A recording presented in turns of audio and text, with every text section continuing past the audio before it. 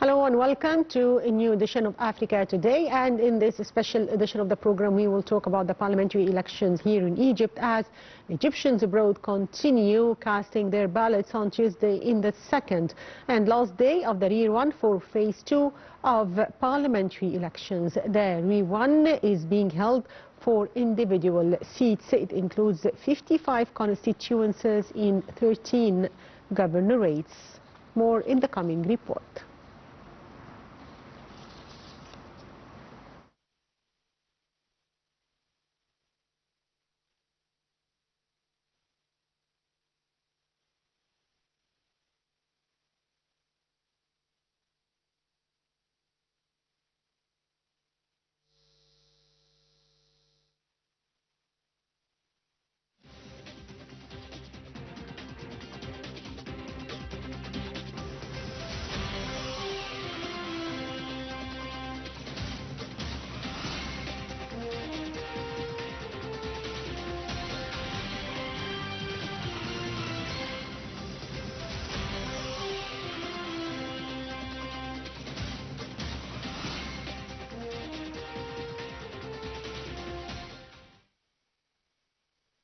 And now we are joined over the phone from Riyadh by Ambassador Yasser, Hashem, Egypt's Consul General in Riyadh, to tell us more about the parliamentary elections abroad. Good afternoon, sir. Good afternoon. Good afternoon, Mr. Ambassador. Good afternoon.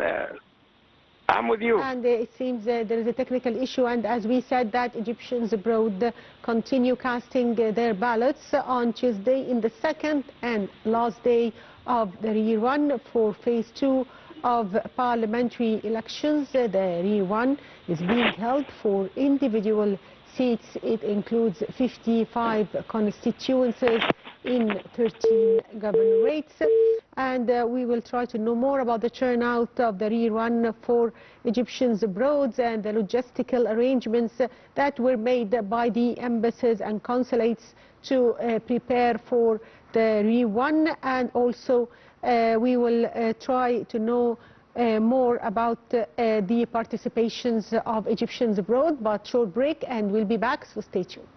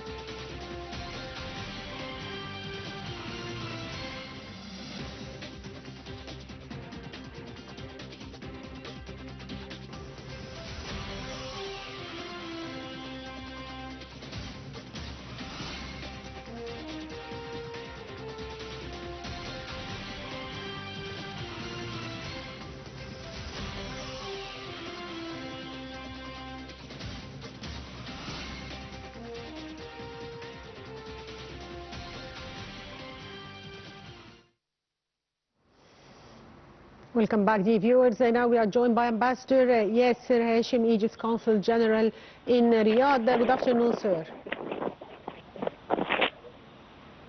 Hello? Good afternoon, Mr. Ambassador. Good afternoon. Good afternoon. Yes, can you hear me? Well? Yes. I'm hearing dear you. viewers, as we said that Egyptians abroad continue casting their ballots on Tuesday in the second and last day of the Year 1 for the second phase of the parliamentary elections. Mr. Ambassador, can you hear me? So Yes, how do you see the Do you turnout for the Year 1 for Egyptians abroad?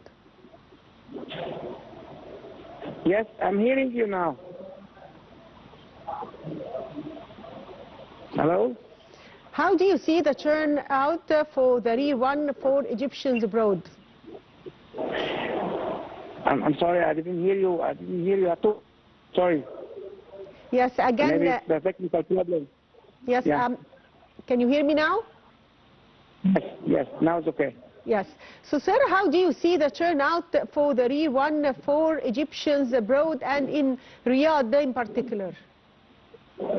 Yes, actually we are very happy with the participation of our Egyptians outside, especially in Riyadh, and the consular, the Egyptians are coming very happy in the morning.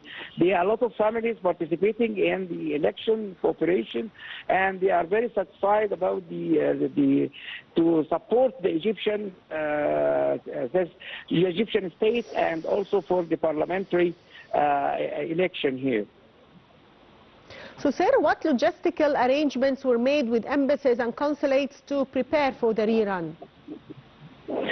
Actually, we are preparing our system and then to receiving our Egyptian citizens to early in the morning from 9 a.m. to 9 p.m. Very smooth and very easy to come into the embassy and to put actually they registered in the computer for the data. Yes. And how are the rerun measures different from the first phase of voting? This is a very happy. Accidentally, we are facing the same attitude, the same participation from the Egyptians. A lot of people, they are coming and they're happy to participate. Since the first term and second term, the Egyptians are very happy to come to vote and very satisfied with the operation at all. So, sir, what factors contribute to the strong turnout of Egyptians abroad? Then most of the people here, they are very close to Egypt, and then. Yes. And sir, how do expatriates receive information about the runners? Yeah, they know from, because most of them, they are, there is a families, they know their candidatures, they know very well about all the programs they are receiving. They send to them a message via WhatsApp, and then they are very also close by know each other by media. They are connecting. I mean, the candidatures are connecting with the Egyptians abroad, especially in the Saudi Arabia. Most of them, they are families, and they know very close the candidatures themselves. And what does the participation of Egyptians abroad indicate about their political engagement?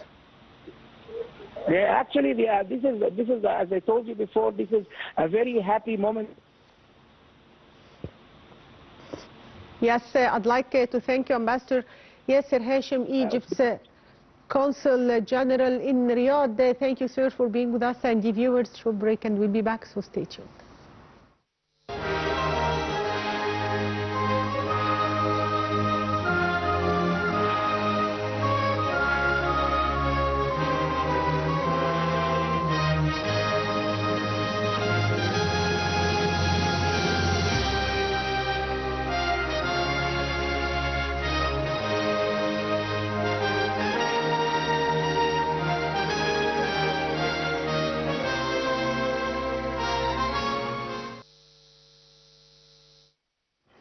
Welcome back, dear viewers, and now we go to our reports from the African continents. And Afreximbank is to invest $249.5 million in the newly established African Trade Center. It is also to name Egypt as a global hub. Details follow. The African Export-Import Bank, Afreximbank, has marked a major milestone with the groundbreaking ceremony of the Afreximbank African Trade Center AATC in Egypt's new administrative capital. The new facility will also serve as the bank's global headquarters, reinforcing long-standing role by Egypt as host country to the Pan-African financial institution.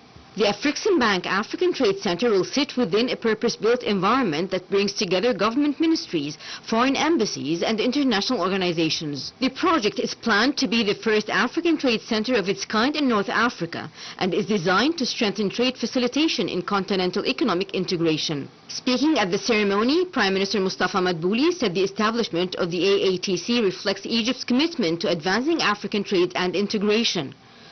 He noted that as the host of Afrixim Bank's global headquarters, Egypt is proud to deepen its partnership with the bank through a landmark facility that will function as a hub for trade intelligence, capacity building, innovation and continental connectivity. Afrixim Bank President and Chairman of the Board, Dr. George Ilombe, expressed appreciation to the Egyptian government for its continued support since the bank's establishment in 1993. He highlighted Egypt's role in hosting Afrixim Bank's headquarters for more than 3 decades and noted that Egypt, through its central bank, is the institution's largest sovereign shareholder. And the head of Sudan's Sovereign Council, Abdel Fattah al-Burhan, visited Saudi Arabia for talks over developments in Sudan. Saudi Arabia is a member of the so-called Quad of 4 mediating nations that have intensified efforts for peace in Sudan in recent months. Details follow. The head of Sudan's Sovereign Council, Abdel Fattah al-Burhan, arrived in Saudi Arabia's capital, Riyadh, on Monday.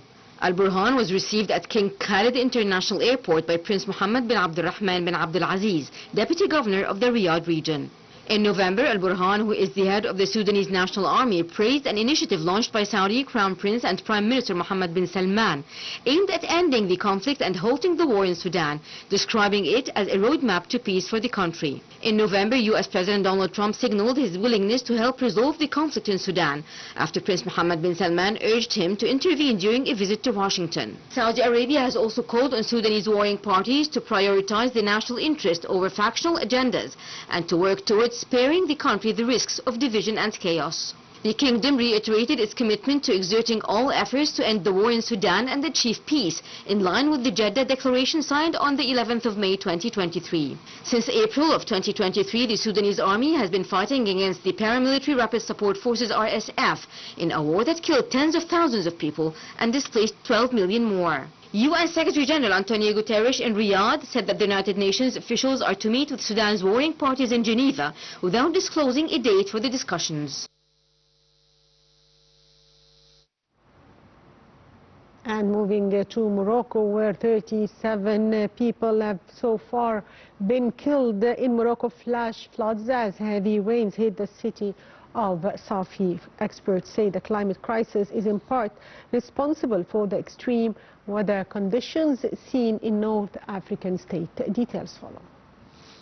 In Morocco, cars and mounds of rubbish were seen sweeping through the main port city of Safi after torrential rain hit the country. Dozens of people have been receiving treatment in hospitals for their injuries. At least 70 homes have been inundated in the city. Local reports say access to and from the city is blocked on certain roads because of damage and debris. Residents described it as a dark day. Moroccan authorities say search and rescue missions are still underway. Experts say the climate crisis is in part responsible for the extreme weather fluctuations seen in North Africa. It has suffered 7 years of drought in a row, depleting its reservoirs. Last year was officially the hottest ever on record in Morocco. This latest sudden downpour is expected to continue on Tuesday, together with snowfall across the Atlas Mountains.